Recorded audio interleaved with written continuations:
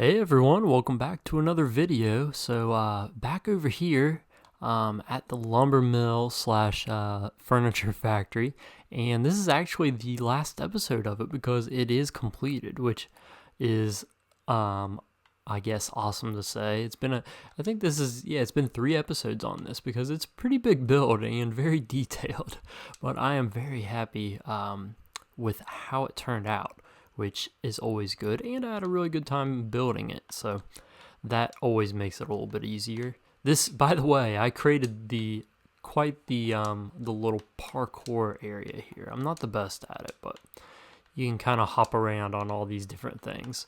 Really fun. Eventually, it'll be like leading all the way down through that river.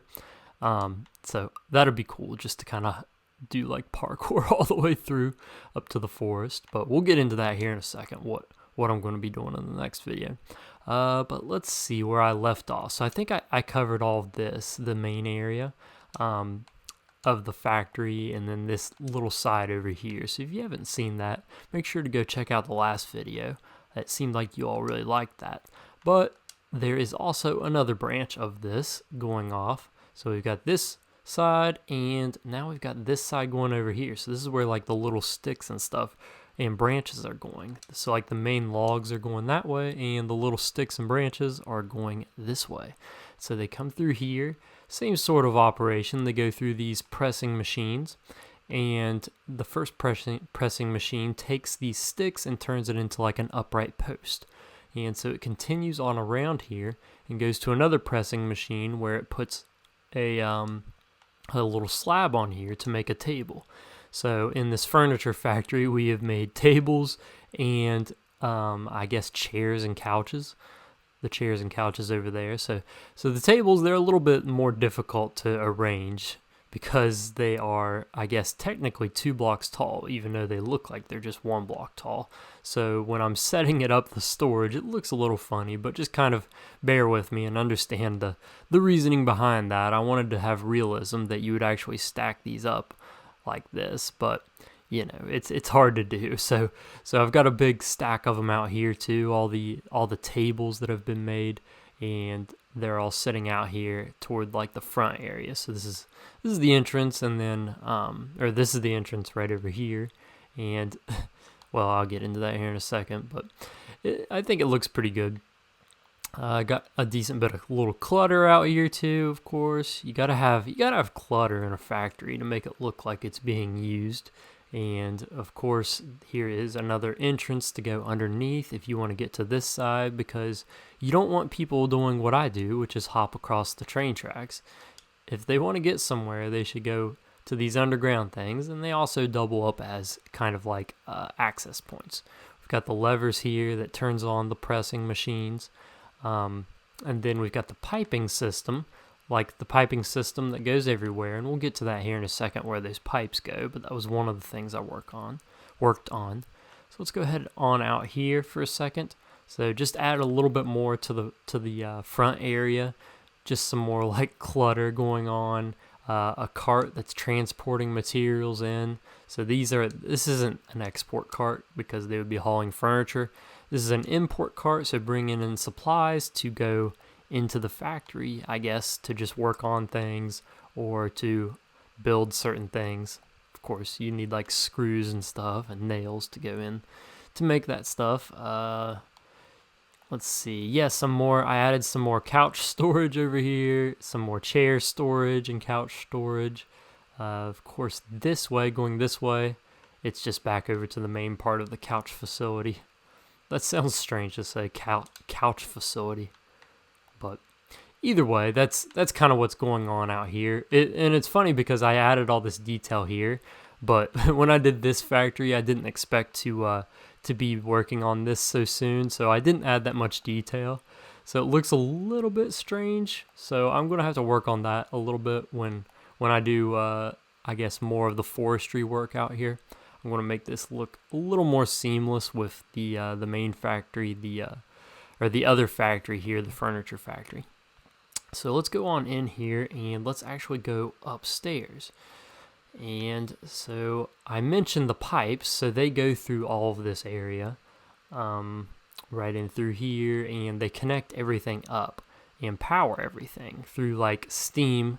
So this heat bubbles up water that's up here, and it creates steam, and this is all steam powered through here. Also, yeah, there's little maintenance entrances back here, and there is a maintenance entrance right over here to work on stuff. But, you know, these are just little side details that you got to have in here for realism.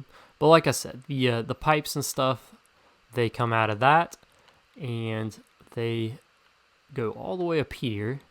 So you can continue all the way up here. This is an area just like a balcony deck if you've got to load items from up here and take them through. And this is just like a little maintenance closet. And then over here, so this is one of the areas where the pipes go. We'll go through this door first.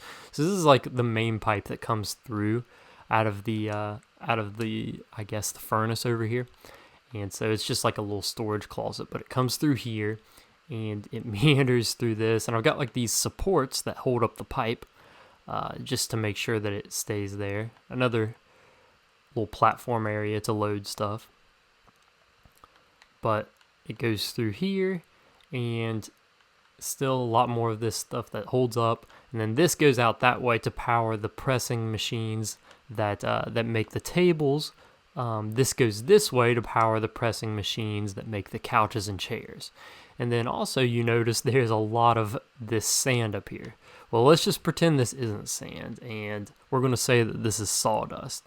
So in my head, you would also have like some, like most machines, like cutting machines, have a mechanism that pulls out the sawdust out of the way, so that way it doesn't like mess up the machine or just make a huge mess. So that's what this is. So the machines pull up sawdust somehow through these pipes.